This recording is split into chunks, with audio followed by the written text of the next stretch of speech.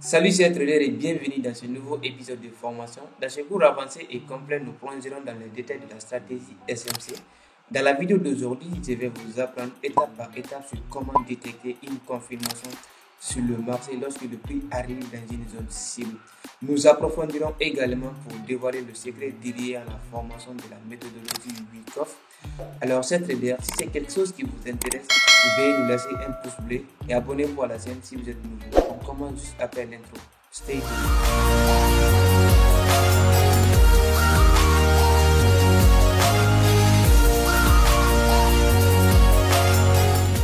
Bienvenue à nouveau chers traders. Alors si c'est la première fois de me découvrir, d'abord je me présente rapidement. Je m'appelle Kefala Nanasila, mais vous pouvez m'appeler Kaynes. Je suis spécialisé dans le trading du forex, les indices US et les matières premières, notamment chez les prop firms ou les entreprises d'accessoires de fournisseurs de capitaux. Alors si toi aussi tu souhaites trader avec un gros capital mais tu en manques de main ou tout simplement tu ne veux pas risquer ton argent, je te conseille de rejoindre les profils qui est la solution pour tout type de trader, que tu sois débutant, intermédiaire ou avancé. Et d'ailleurs, j'ai créé un groupe Telegram, le lien se trouve dans la description, tu peux nous rejoindre là-bas. Dans ce groupe Telegram, je partage quotidiennement mes analyses et parfois j'organise des salons vidéo pour partager mes connaissances et ma façon de trader avec la stratégie SMC. Alors je t'invite vivement de nous rejoindre sur Telegram, c'est très important. Du coup, on commence. Alors aujourd'hui, je vais vous apprendre petit à petit comment vous allez chercher une confirmation lorsque le prix arrive dans une zone cible. Et c'est simple les gars. Donc la première chose que vous allez faire d'abord, vous allez commencer à détecter une structure valide dans laquelle vous allez trader. Et pour chercher une structure, vous allez directement aller dans une time frame supérieure. Alors ensuite, une fois avoir fini de choisir la structure, par exemple, vous avez comme une structure comme ça. Alors, délimitez brièvement votre structure. Maintenant, lorsque vous avez votre structure, la prochaine étape maintenant consiste à départager votre structure à deux parties. Les deux parties, vous avez une partie sur les supply et l'autre partie sur les dimensions. Alors, comment est-ce que vous allez faire? Vous allez tout simplement utiliser l'outil Fibonacci pour départager votre structure. Et alors, c'est simple. Si vous êtes dans un cas baissier, vous commencez en haut de votre structure et vous revenez en bas de votre structure. Ensuite, maintenant, vous allez départager votre structure à deux parties. Vous savez bien que dans le trading, si on n'achète pas, mais on revend. Alors, du coup, qu'est-ce que vous allez faire par après? Vous allez regarder toutes les zones qui se trouvent en bas de 50%. Ce sont les zones qui sont très moins chères. Et là, on peut acheter sans se soucier de l'annonce.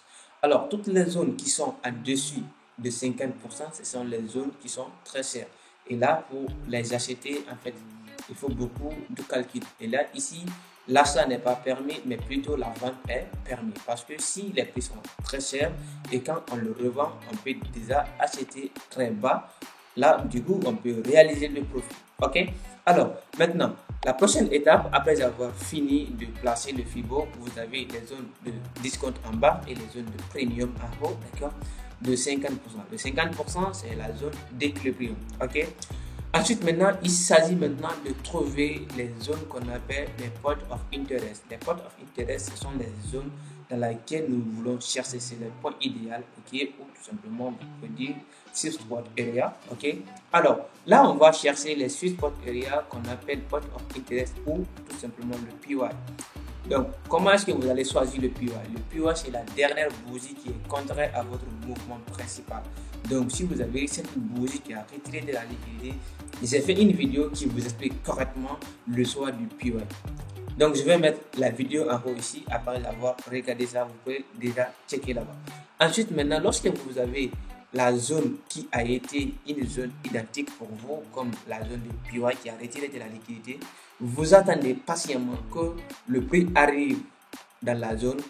Et lorsque le prix arrive dans la zone, c'est ici maintenant vous allez chercher la confirmation.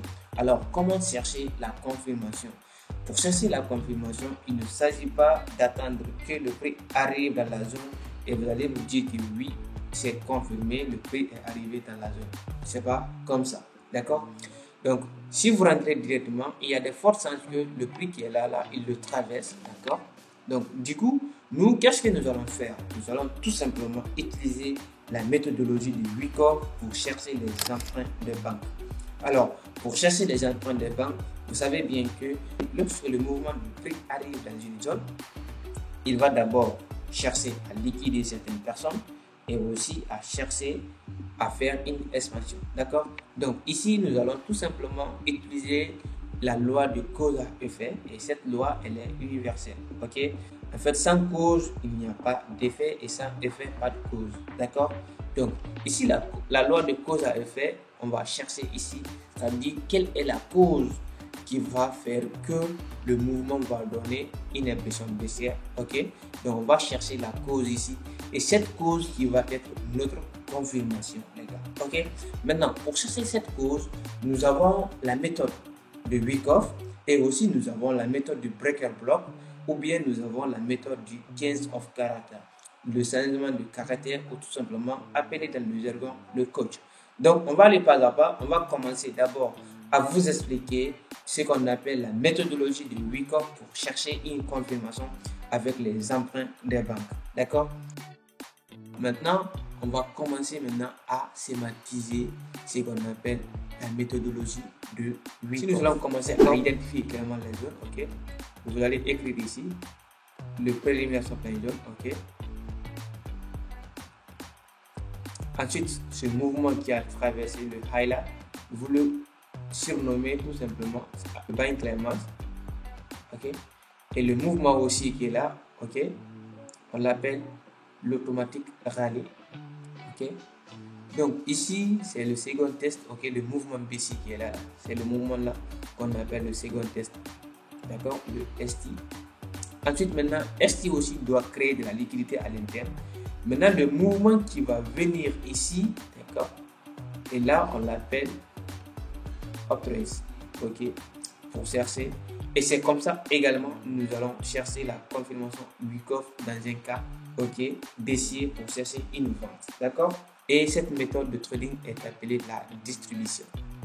Donc c'est lorsque le prix va distribuer, ok, et maintenant il va commencer avec une impulsion baissière, ok. Alors passons dans la partie pratique. Ok les gars, là du coup nous sommes sur un graphique réel, et là je vais vous montrer étape par étape comment trouver une confirmation du marché lorsque le prix arrive dans une zone cible. Ok, d'abord on va commencer à départager notre zone de prise, ok, c'est-à-dire notre impulsion baissière ou bien notre tendance, ok, ou notre structure de marché, peu importe que vous allez la surnommer. Tout simplement, l'essentiel est de chercher une structure, d'accord. Ensuite, on va chercher d'abord à mettre les highs et les lows. Ok. Si vous allez mettre les highs et les lows, c'est très important car cela va vous aider à délimiter la vraie structure, comprendre réellement où se situe votre structure. Ensuite, maintenant, on va départager la structure. Alors, de partager la structure, il s'agit de trouver les zones de supply et les zones de demand. Ok, toutes les zones qui se trouvent en bas de 50, ce sont les zones dans lesquelles on ne peut pas vendre, mais plutôt on peut acheter. Et là, toutes les zones qui se trouvent en dessus de 50%, c'est-à-dire en haut de 50, là on peut vendre, mais on ne peut pas acheter. Ok. Maintenant, ici, dans notre cas, ici nous sommes dans une tendance baissière. Ok. Alors maintenant, la prochaine étape où le prochain travail sera de chercher les zones qu'on appelle les zones de port of interest, les zones qui ont retiré de la liquidité et qui ont été non mitigées. D'accord? Donc c'est très simple.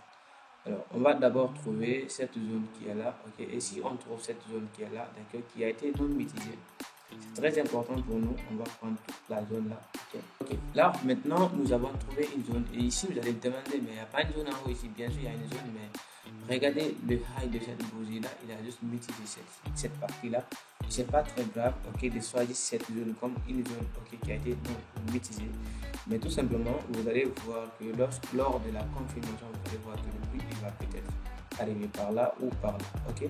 Donc on ne sait pas d'abord ce qui va se passer, ok. On va tout simplement choisir cette zone là, d'accord. Et là on va faire quoi? On va attendre patiemment que le prix arrive dans la zone, d'accord.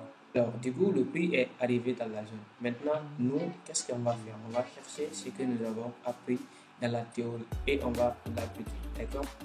Donc, du coup, c'est un peu compliqué pour nous de voir ce que nous avons appris dans la partie théorique lorsque nous sommes dans une zone de high time. Maintenant, l'importance pour vous, c'est d'aller dans les lower time frame pour voir réellement les vrais emprunts des banques. Ok. Alors, en 3 minutes ici, qu'est-ce que nous avons exactement? Exactement, nous avons une zone de prix qui avait rentré dans la zone, qui a tenté. Maintenant, le travail pour nous, il s'agit de démystifier réellement le mouvement qui est là. On va maintenant le mettre en évidence pour comprendre réellement les vrais emprunts de banque. Ok. On va commencer à démystifier. Ok. On avait un high. Ok. Ici encore un high. Donc là, c'était le préliminaire supply zone, mais il est devenu le potentiel préliminaire supply zone. Ok, parce qu'il y avait encore un nouveau high. Donc ici maintenant, il va devenir d'abord le potentiel préliminaire supply zone. Ensuite, nous avons le buying clearance. Le retest c'est bon. Vous avez un mouvement aussi qui est là, l'automatique rally. Vous considérez tout ça comme ok, l'automatique rally. Et là, du coup, le mouvement baissier là, ça c'est le second test. D'accord. Maintenant, nous, qu'est-ce qui serait maintenant notre prochain travail? Serait de trouver le mouvement qui va dépasser toutes ces deux zones là. Ok. Vous allez voir ici. Donc vous allez voir ça, d'accord. Ici déjà, vous avez un high qui n'a pas été cassé. Vous avez un high qui n'a pas été cassé. Donc ce high aussi ne dépasse pas ce high. Là, c'est bon. Du coup, la structure, elle est valide pour nous. Okay? Maintenant, si vous vous demandez est-ce qu'on ne peut pas renommer ça, je peux le faire pour vous. Ok, très bien. Donc maintenant, voici notre zone de prix. Ça, c'est le Wyckoff en formation. Ok, c'est comme ça vous allez renommer le Wyckoff. Donc ces emprunts là commencent par là au niveau du préliminaire supply zone. Buying clearance, automatic rally, le second test, maintenant uptrend. Là, du coup, maintenant, le travail sera maintenant d'attendre l'uptrend. Maintenant, on va l'attendre patiemment, les gars. Ok, en attendant l'uptrend, ok, n'oubliez pas, ok, vous allez encore prendre de temps en temps les derniers plus bas créés par le mouvement. Et ce qui va amener à trouver en fait une confirmation avec le breaker block ou avec une confirmation sur le 15 of Calcutta. Ok, donc du coup, on va commencer à prendre les petits précédents bas. Donc, quand est-ce qu'un précédent bas est valide? C'est lorsque le high reste toujours inchangé. Ok, ou bien le low reste toujours inchangé. Ok, là le précédent bas est valide. D'accord, mais lorsque les deux parties, ok, l'une est cassée, le précédent bas perd totalement sa valeur. Ok, comme vous pouvez voir ici, le bas là a été cassé, donc on va l'amener par là. Ok.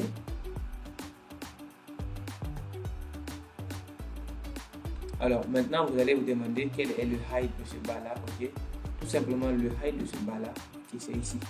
Si ici c'est cassé là, du coup, ce bas là aussi va perdre de valeur. Donc très bien, il vient de le casser, d'accord. Vous allez voir qu'il vient de le casser. Maintenant, on va trouver maintenant un nouveau précédent bas. Ok, très bien. Là, on va l'amener ici. Ok. Vous allez bien suivre les cas. Ok, là nous avons notre précédent bas pour le moment. D'accord. On cherche toujours l'uptrend. D'accord. Alors, très bien. Vous allez voir que ici, déjà le prix il a dépassé ça. D'accord. Donc à partir de là maintenant, nous avons notre précédent bas. Ok.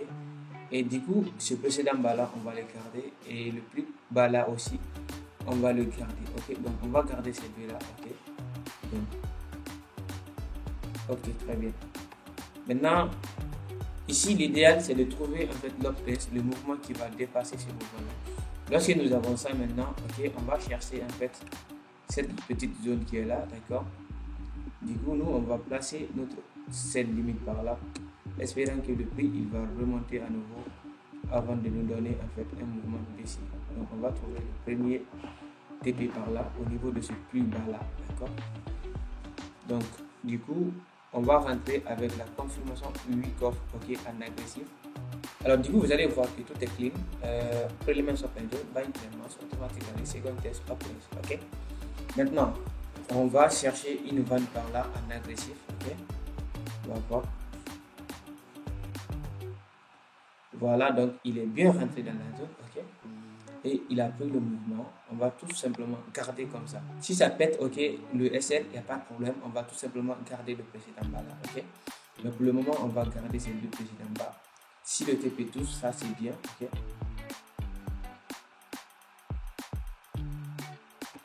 Très bien. Donc là, il a touché notre premier TP en agressif. Ok. Vu que le prix il a un peu retardé dans la zone. Bref, mais l'objectif a été réalisé. Ok. Alors, du coup, cette vidéo, c'est ici qui prend la fin de cette vidéo. J'espère que le contenu vous a plu et du coup, on se retrouve à la prochaine vidéo. Bye bye.